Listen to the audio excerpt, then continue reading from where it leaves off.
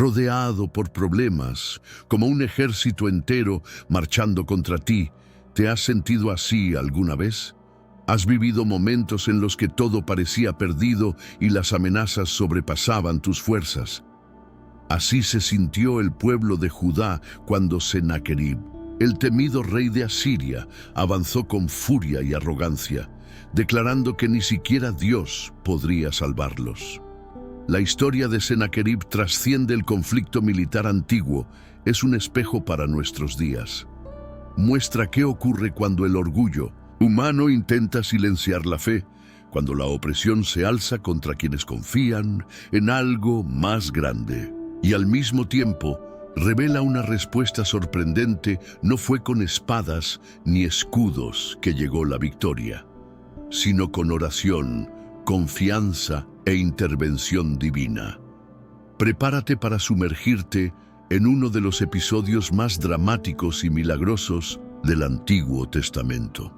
Porque comprender cómo Dios actuó ante la arrogancia de Sennacherib puede cambiar la forma en que enfrentas a los gigantes de tu vida hoy. Jerusalén, ciudad con antiguas murallas que guardaban tanto lágrimas como glorias, se vio rodeada por una sombra colosal, el imperio asirio.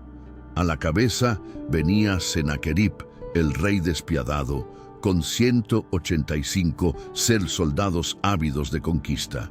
Pero no eran solo lanzas, gritos de guerra y carros de hierro lo que amenazaba a la ciudad. Era la soberbia de quien creía que ni siquiera el cielo podía resistir su furia. Sennacherib no solo quería derribar muros, quería desafiar lo invisible. El conflicto, entonces, se extendió del plano físico al espiritual. Y es en este punto donde la historia cambia de tono. No solo habló, escribió. Sí, una carta, una afrenta escrita al Dios de Israel, como si fuera una insolente advertencia de un tirano a su servidor. ¿El contenido? Una burla en forma de tinta y arrogancia.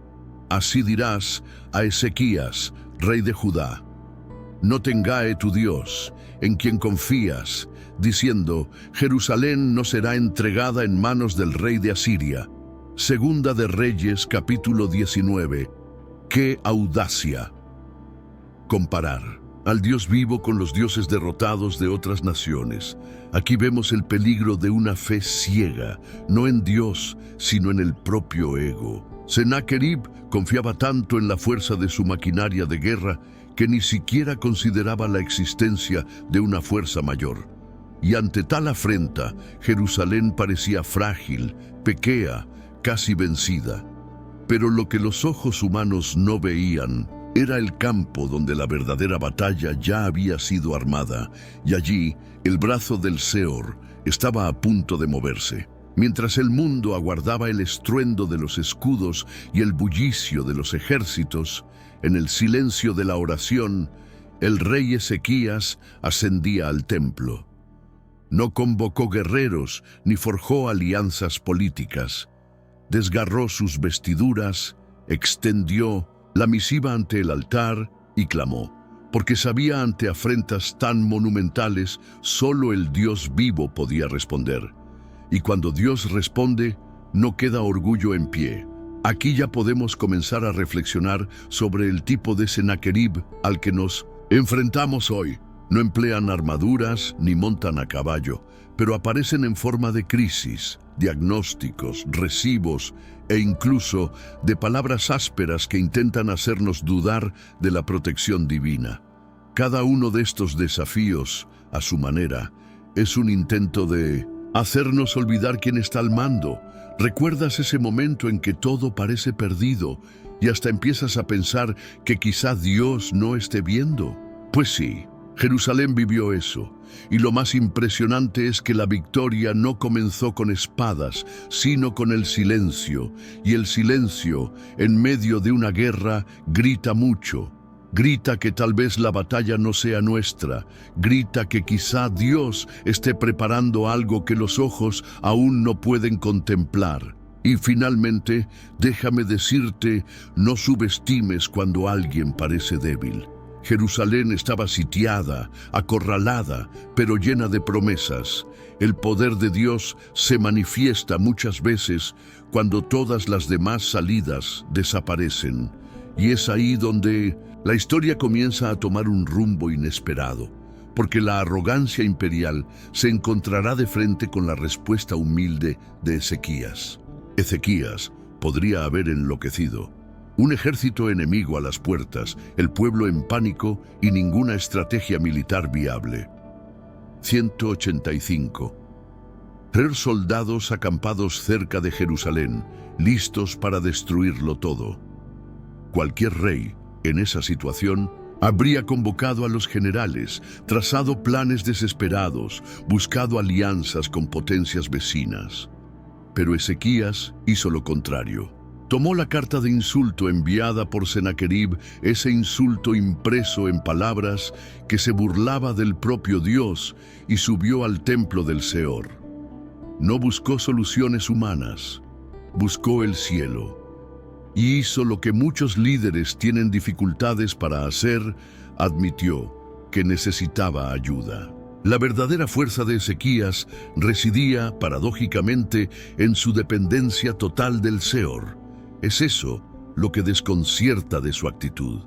Mientras todos esperaban un rey altanero, una respuesta pública, un pronunciamiento de valentía, lo que se vio fue a un siervo humilde entrando en silencio en la casa de Dios.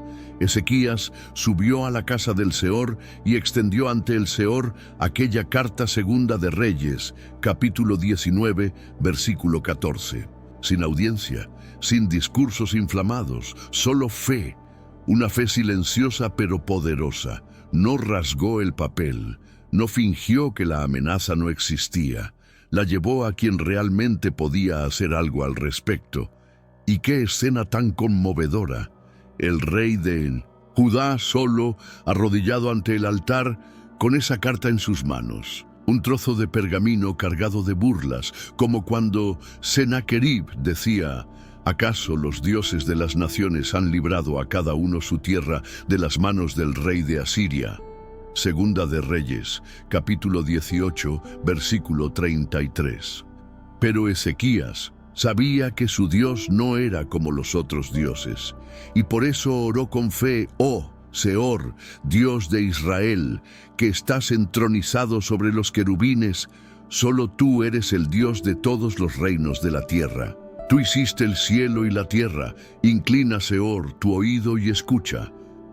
Segunda de Reyes, capítulo 19, versículos 15 y 16. Ahora piense conmigo cuántas veces intentamos resolverlo todo con la fuerza bruta, con el grito, con el control, y solo cuando todo falla, ahí nos acordamos de orar. Lo que Ezequías nos enseña es lo contrario. No usó la oración como último recurso, la usó como su estrategia de guerra, y fue ella la que abrió espacio para la intervención sobrenatural. Lo que más me conmueve de este episodio es esta imagen poderosa, un hombre solo ante Dios, con una carta de insulto en las manos. Y si lo piensas bien, todos nosotros, en algún momento, recibimos nuestras propias cartas. Pueden no venir firmadas por un rey asirio, pero llegan. Un diagnóstico médico inesperado, una deuda que roba el sueño, un problema familiar que desgarra el corazón, cartas que nos confrontan, que desafían nuestra fe.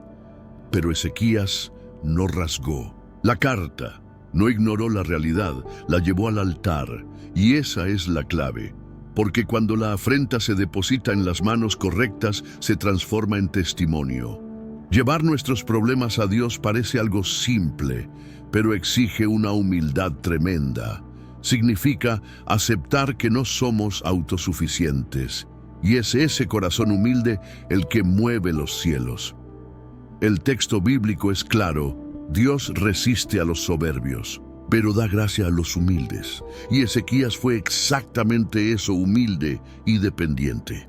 Mientras Jerusalén parecía derrumbarse por fuera, dentro del templo algo grandioso sucedía. Un rey se rendía ante un rey mayor. Y es en esa entrega que la historia cambia por completo.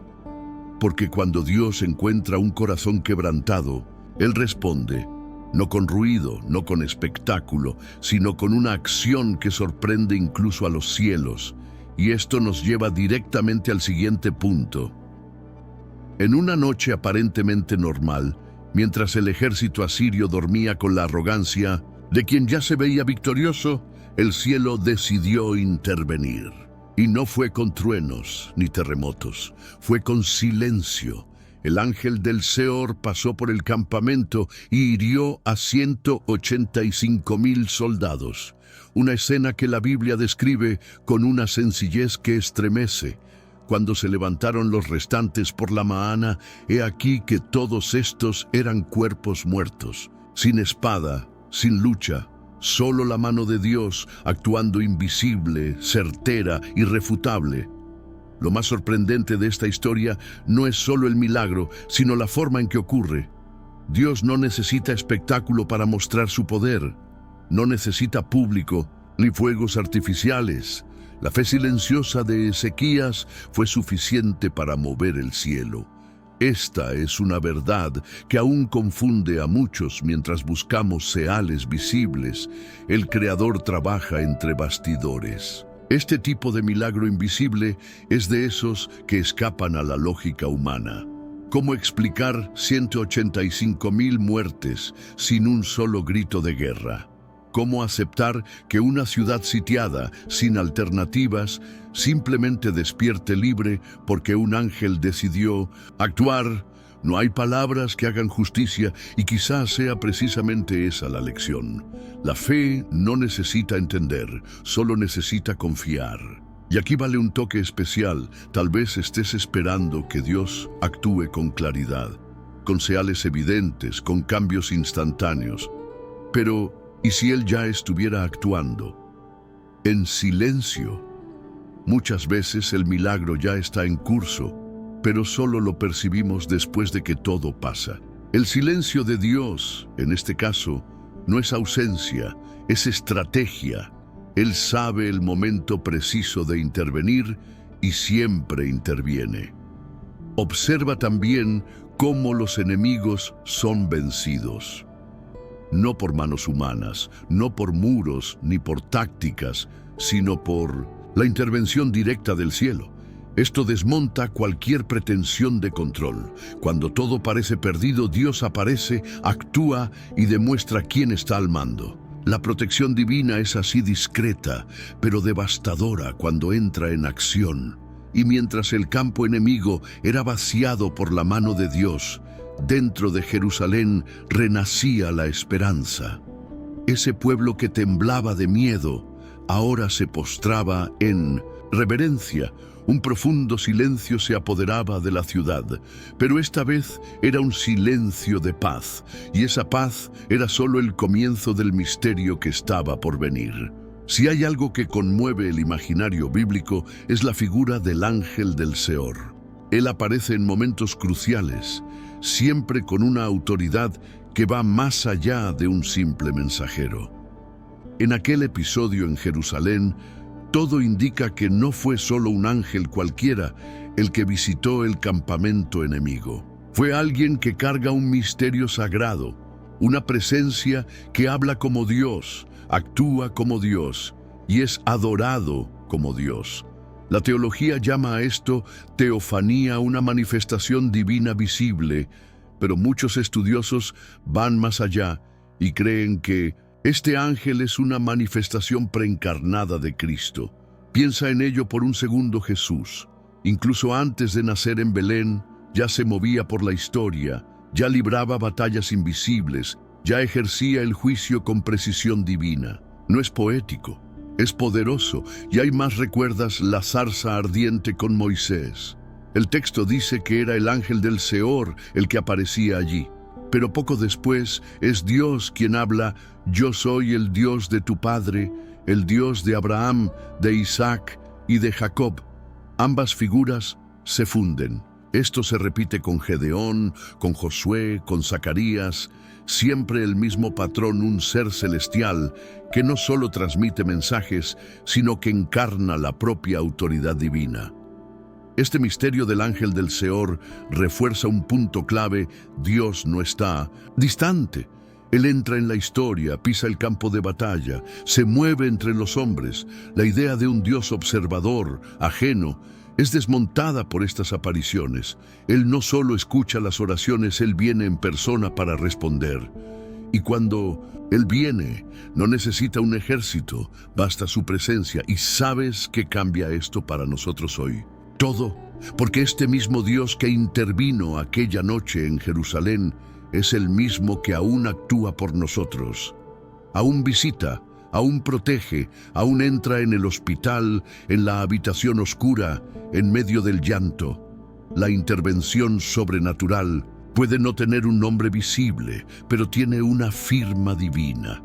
Y tú lo sientes, en lo íntimo, en lo invisible, en la certeza que brota en medio del caos. Este ángel del Seor nos invita a un tipo de fe que va más allá de lo que los ojos ven. Él nos llama a confiar en que hay más de lo que parece, porque el verdadero poder de Dios no está en el espectáculo, sino en la capacidad de tocar el mundo con suavidad y aún así transformarlo por completo. Y esto nos lleva a percibir que las batallas más intensas no siempre se ven a simple vista. La Biblia está llena de escenas en las que la verdadera batalla no se da con espadas, sino en los bastidores de lo invisible. Uno de los ejemplos más impactantes es el de Daniel. Él oraba durante 21 días ayunando, esperando una respuesta, y nada. Silencio absoluto. Pero entonces aparece un mensajero celestial diciendo que la respuesta había sido enviada desde el primer día, pero que hubo resistencia espiritual. Es el tipo de historia que nos hace reflexionar qué estará sucediendo tras la cortina de la realidad. Esta guerra espiritual es una dimensión que pocos toman en serio. Muchos creen solo en lo que pueden tocar, ver, medir. Pero la Biblia revela un universo donde ángeles y demonios se mueven, se libran batallas y se toman decisiones basadas en las oraciones que hacemos aquí abajo. Esto lo cambia todo, porque cada clamor nuestro tiene peso. Cada Dios, ayúdame, puede estar activando ejércitos del cielo. Y cuando hablamos de visión espiritual, no podemos olvidar a Eliseo. Rodeado por un ejército enemigo, su siervo cayó en desesperación. Pero Eliseo, tranquilo como quien ya conoce los entresijos, ora Seor, abre sus ojos para que vea. Y el joven, de repente, ve caballos y carros de fuego a su alrededor, un ejército entero de protección divina invisible. No es ficción, es revelación. Estos ejemplos demuestran que no toda victoria es visible. A veces el enemigo ni siquiera sabe que lo ha alcanzado.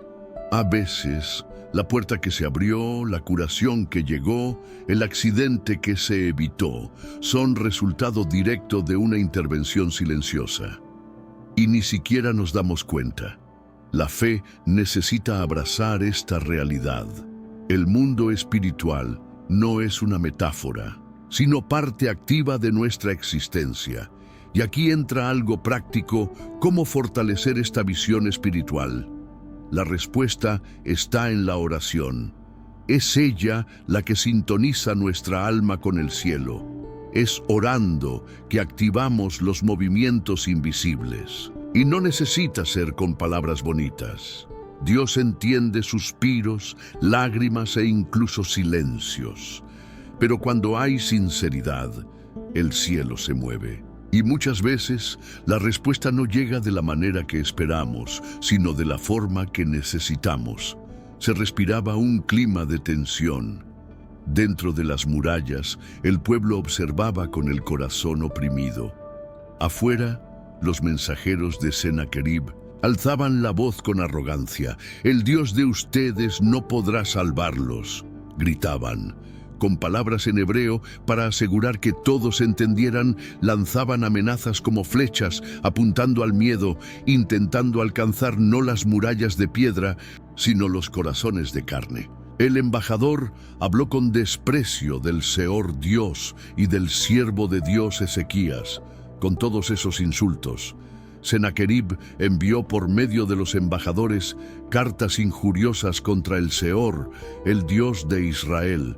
Ninguno de los dioses de las otras naciones ha logrado salvar a sus pueblos de mis manos. El Dios de Ezequías tampoco lo conseguirá, escribió. Segunda de Crónicas, capítulo 32, versículos 16 y 17.